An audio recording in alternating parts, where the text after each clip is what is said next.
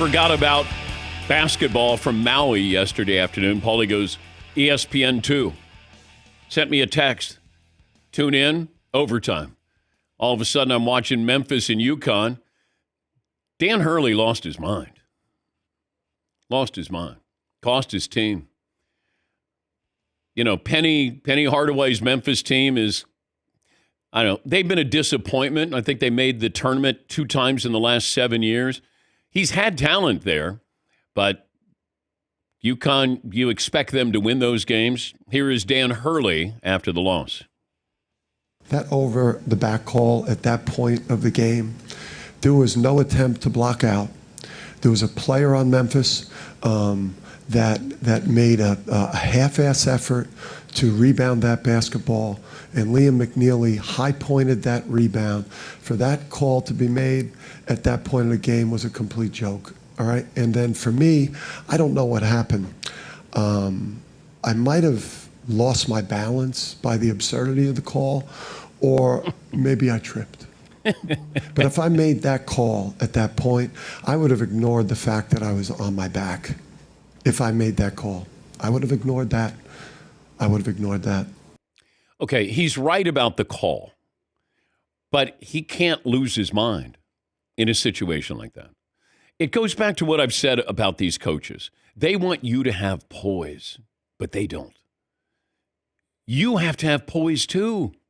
Yes, you're upset about it, but you have to have composure. You want your player. Imagine if your player did that. You'd go crazy. Well, you can't do that.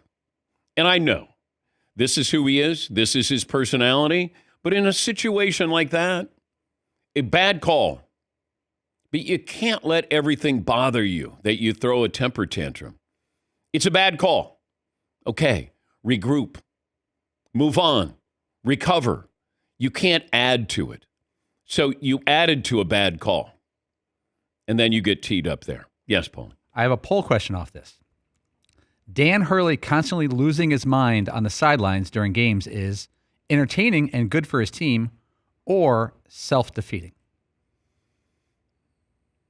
Well, it'd be a recency bias if we said self-defeating. I actually think his intensity is what makes their team great.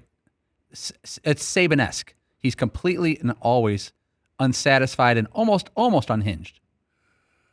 Well, you worry sometimes, though, that the message will get lost because you're constantly like this.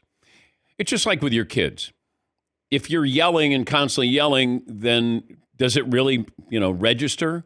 But when you do raise your voice, it's like, uh-oh, Dad's upset. He's always raising his voice. And yes, I love the intensity. I'm thrilled. I'm thinking about this last night. In the moment, I'm watching him melt down. I go, thank God he's still in college. Like we still need these college coaches that you tune in and you are watching them. Because that's the way it used to be. When I covered the Big East and you had Louis Carnesecca and you had Jim Boeheim, you had John Thompson, Raleigh Massimino, you tuned in because you were watching coaches coach their players. And I do that with Dan Hurley. And look, he's a great guest on the show, but he knows in that moment he cost his team. Now it's early in the year, it's a November game, doesn't mean anything, may not mean anything. But if we're talking April, then it could mean something. And that's the only thing that I would be concerned about is you're so involved and these things get to you. You have to have a strainer. Okay? You're not going to catch everything. There's certain things you have to let go. And he, at times, has a hard time letting those things go. Yes, Eden. Yeah, I would think that Dan Hurley is more Brian Kelly than Nick Saban, where you're watching him sometimes and you're like, dude, what are you doing, man? Chill out. Relax. Look how red your face is right now. Yeah.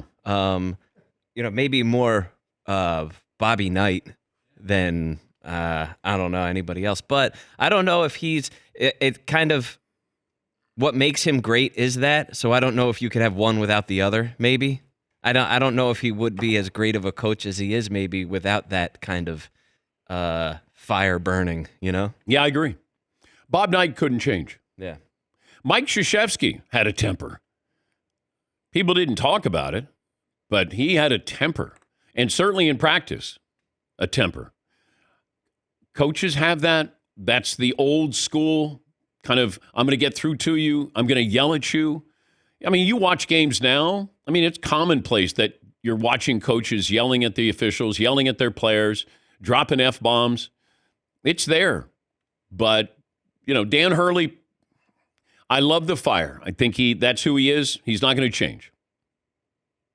But that cost him. That cost them game against Memphis.